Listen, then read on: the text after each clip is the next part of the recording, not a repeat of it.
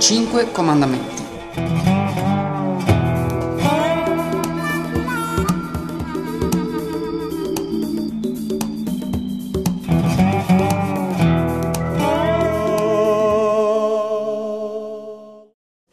Uno.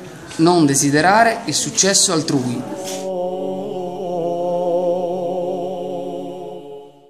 2. Se ti sembra noioso, è noioso.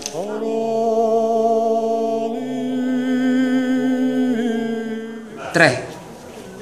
Non rinunciare mai a una notte interessante per un paio d'ore di scrittura.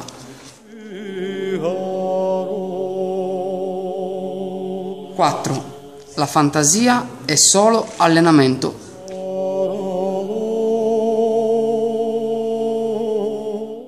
5. Perdi molto tempo, lavora molto seriamente.